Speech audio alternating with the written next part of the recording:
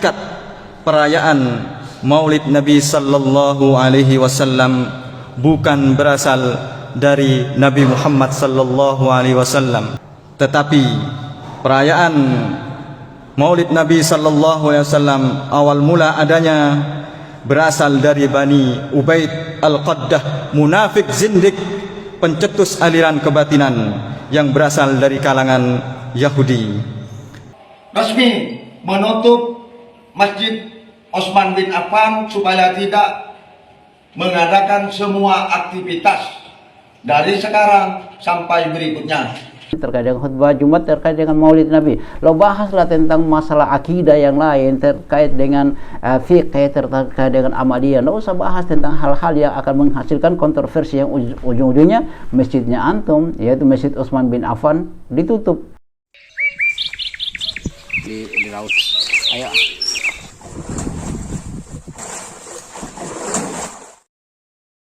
Hasilnya disarankan kepada teman-teman ikhlas kepada Allah Subhanahu wa taala.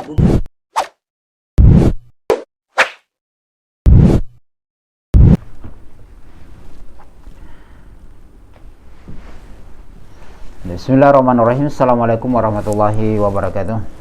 Sahabat Lampai Channel, semua dirahmati Allah Subhanahu wa taala. Kembali lagi dengan kami di Lampai Channel, berbagi manfaat. Pada kesempatan kali ini sahabat Lampai Channel, kita akan membahas terkait dengan khutbah Jumat kemarin ya, yang sifatnya kontroversi, yaitu terkait dengan membahas tentang hakikat perayaan Maulid Nabi. Yang ini kita akan bahas di sini. Ini seorang dai salafiyah.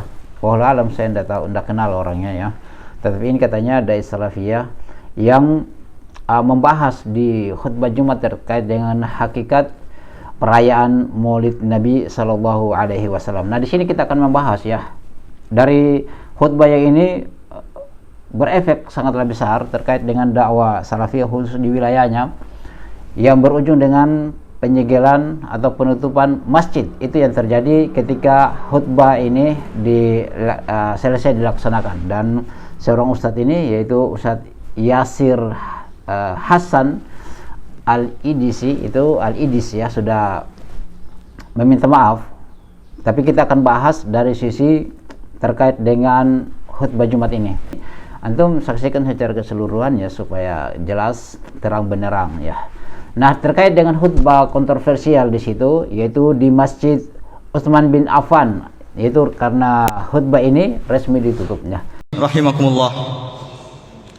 Dari paparan dan penjelasan khutbah pertama tadi dapat diketahui bahwa hakikat perayaan Maulid Nabi sallallahu alaihi wasallam bukan berasal dari Nabi Muhammad sallallahu alaihi wasallam, bukan berasal dari Khulafa'ir Rasyidin, bukan berasal dari para sahabat lainnya, bukan berasal dari tabi'in, bukan berasal dari tabi'ut tabi'in, dan juga bukan berasal dari para imam madhab yang empat.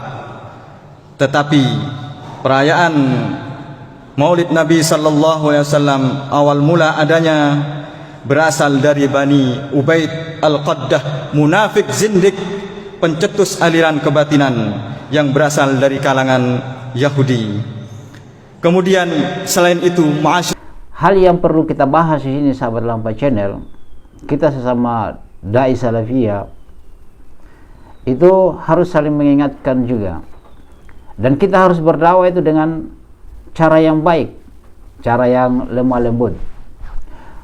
Ketika kita membahas terkait dengan Maulid Nabi di keramaian, ini saya katakan satu hal yang salah ya. Dai ini saya katakan, beliau ustadz ini keliru di dalam menempatkan sesuatu ya, sehingga terjadilah apa yang terjadi. Masjidnya ditutup, tidak bisa ada kegiatan di dalamnya, bahkan itu rumah ibadah ya, yang seharusnya dari sisi penutupan secara keseluruhan itu satu keliru juga ya dari pemerintah desanya. Itu rumah ibadah, larang saja aktivitas yang ada di dalam. Adapun ibadah, orang sholat di situ, yaitu tidak perlu untuk dilarang ya, karena kita beribadah kepada Allah Subhanahu wa taala. Itu rumah Allah di antara rumah-rumah dari rumah Allah Subhanahu wa taala.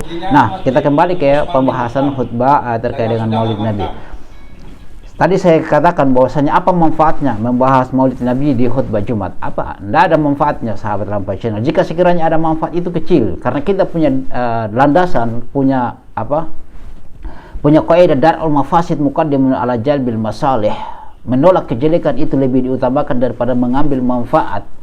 Walaupun memang kita tahu ajaran Maulid Nabi itu adalah bidah yang juga bersumber bukan dari Khulafaur Rasyidin, imam yang 4, dari tabi'in dan tabi'ut tabi'in, tidak. Walaupun kita tahu bahwasanya yang pencetus terkait dengan perayaan Maulid Nabi ini adalah Syiah, ya, Syiah. Tetapi kalau kita menyampaikan di khutbah Jumat, apa manfaatnya coba? Terkadang kita ingin menyampaikan satu kebenaran memang baik. Memang kita menganggap itu satu hal yang baik, mendapatkan pahala. Tetapi lihatlah kejelekannya akan terjadi dari hal itu. Ya cukup kita menahan diri kita dengan dengan tangan kita, dengan lisan kita, dengan hati kita, ya, terkait menyampaikan kebenaran, ya. Jangan mengatakan kul haq walau kana murran, ya, katakanlah yang baik walaupun pahit akibatnya. Kita lihat konsekuensi dalam hal itu. Nah, yang berujung masjidnya antum ditutup, ya, antum di demo, ya. Makanya saya katakan ini di sini Lampai Channel, saya tidak sepakat dengan Ustadz ini, ya, Ustadz Yazir ini, saya tidak sepakat dengan caranya, apalagi menyampaikan di khutbah loh, itu di orang banyak, umum, ya. Kalau antum sampaikan di ta'lim saja tidak jadi masalah loh, ini khutbah Jumat, ya, kemudian antum mengatakan terkait dengan Maulid Nabi Sallallahu Alaihi Wasallam, ya. Begini sahabat Lampai Channel, pernah ada sebuah kisah, ya, Ustadz Dzulkarnain, saya katakan, ya, dia mengisahkan tentang dirinya di Ambon dulu waktu laskar jihad. Ada sebuah masjid yang di situ setiap ustadz salaf itu ngisi pasti berkelahi dengan jamaah tabligh, karena mereka langsung menembak jamaah tabligh, ini katakan sesat, ini katakan bidah, ini katakan musyrik, ini katakan syirik. Nah, ketika itu terjadi bertengkar terus, ya. Maka ganti lagi ustadz salaf yang satu, bertengkar lagi, luar biasa. Ketika Ustadz Dzulkarnain masuk, sahabat Lampai Channel, luar biasa, hikmah bil hikmah, ya, tanpa ada gangguan di dalamnya. Yang awalnya memang mereka sudah mulai, oh ini lagi pasti akan bertengkar, akan berkelahi lagi. Masya Allah, dengan hikmah Ustadz Dzulkarnain mengisi di situ. Tidak pernah dia sebut tentang jamaah tabligh, tidak pernah dia sebut tentang fadilatul amal mereka. Kalau ketika ngisi ta'lim di situ kan, mereka di teras membaca fadilatul amalnya. Ustadz Dzulkarnain, masya Allah, dia dengan hikmah dia ceritakan, saya tidak pernah menyinggung terkait dengan mereka, saya ngajar saja apa yang harus saya ajarkan, ya, tidak perlu menyikut mereka.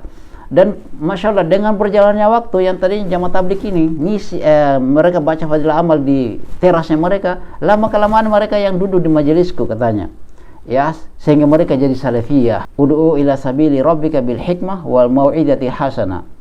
Ajaklah kepada Rabbmu dengan jalan yang baik, wa mau'idatil hasanah, dan beri pelajaran yang sangat baik. Bil hikmah, ya, mengajak kepada Rabbmu itu dengan cara yang baik. Dan juga di situ sahabat Lampai Channel, terkait dengan hal yang kami terapkan juga, ada seorang jamaah tabligh yang memang dari kampungnya sudah diwanti-wanti, hati-hati dengan salafi itu anti Yahudi, antek Yahudi, ya. Itu disampaikan oleh jamaah tabligh dari teman-temannya mereka, dari dai-dainya mereka. Ketika sampai saat itu ketemu dengan saya di waktu itu masih juga sekolah di Gorontalo, ya. Ini ikhwan luar biasa tidak mau mendengar taklim dari salaf, ya. Ada setiap hari Minggu kan speaker keluar, ya, di Masjid Ibnu Qayyim. Dia kos di sekitar situ. Ketika itu dia ingin kuliah. Dia berusaha untuk mencari jalan untuk tidak mendengar ceramahnya salaf. Luar biasa, sampai dia pindah kos. Setelah itu balik ulang lagi, ketemulah dengan saya. Saya ajak, ayo kita ke rumah. Di sana sahabat Lampai Channel, luar biasa, ini orang kan suka membaca. Saya kasih buku, dia masih bilang ada buku-buku di situ, antum bacalah, ya. Dia baca, kemudian ternyata di situ dia dapat tentang penjelasan tentang sesatnya jamaah tabligh. Langsung dia bertanya, "Ahi, apa ini?" Saya bilang, "Nggak usah baca yang itu, ahi. Antum lewati saja, baca saja yang bermanfaat bagi antum. Baca saja yang memang khusus berkaitan dengan dirinya antum. Baca saja yang itu tidak usah antum singgung." Dia tersinggung dengan tulisan catatan di situ tentang jamaah tabligh. Lama kelamaan, masya Allah, dia belajar. Setelah dia belajar, masya Allah, dia suka membaca. Dia datang ternyata yang iya ya, saya rasa ganjil dengan jamaah tabligh. Masya Allah. Walhasil dia kemudian beliau sendiri mengatakan jamaah tabligh tidak bagus ya, banyak amalia-amalianya dengan amal hadis-hadis yang dhaif, bahkan dari sisi tauhid juga kurang. Maka dia sendiri yang menyimpulkan sahabat Lampai Channel. Artinya di sini sahabat Lampai Channel, kita berdakwah itu dengan hikmah lah ya.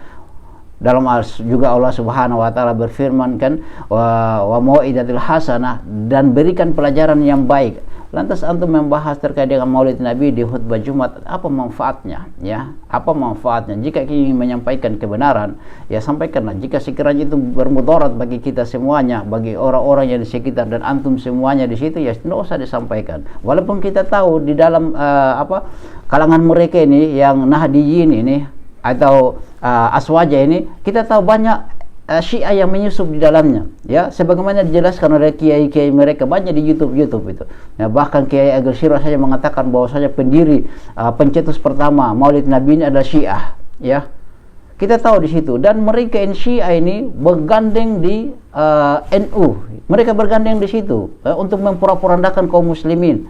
Mereka bermain di dalamnya di situ, sahabat Lampai Channel. Antum tidak tahu ya, dan ini yang dijelaskan oleh kiai-kiai mereka, tersebar di YouTube itu. Lihat saja di channel-channel YouTube yang disebarkan oleh kiai-kiai yang menjelaskan tentang bagaimana Syiah itu menyusup di organisasi-organisasi kaum muslimin. Itu sahabat Lampai Channel, secara keseluruhan adalah saya tidak sepakat dengan apa yang mereka lakukan ini, yang dia lakukan ini terkait dengan khutbah Jumat, terkait dengan Maulid Nabi. Lo bahaslah tentang masalah akidah yang lain, terkait dengan fiqh, terkait dengan amaliyah. Nggak usah bahas tentang hal-hal yang akan menghasilkan kontroversi yang ujung-ujungnya masjidnya antum, yaitu Masjid Utsman bin Affan, ditutup oleh pemerintah desa. Berefeknya kepada apa? Kepada antum sendiri, karena perbuatannya itu ya, perbuatan. Ayolah kita berdakwah dengan dakwah yang baik ya. Jika sekiranya ada kebenaran yang harus kita sampaikan, kalau membuat menghasilkan hal yang lebih jelek lagi, nggak usah disampaikan ya, cukuplah. Allah akan mencatat itu sebagai pahala. Oke, sahabat Lampai Channel, demikian pembahasan kami. Subhanakallah bihamdika, asyhadu an la ilaha illa anta, astaghfiruka wa atubu ilaik. Assalamualaikum warahmatullahi wabarakatuh.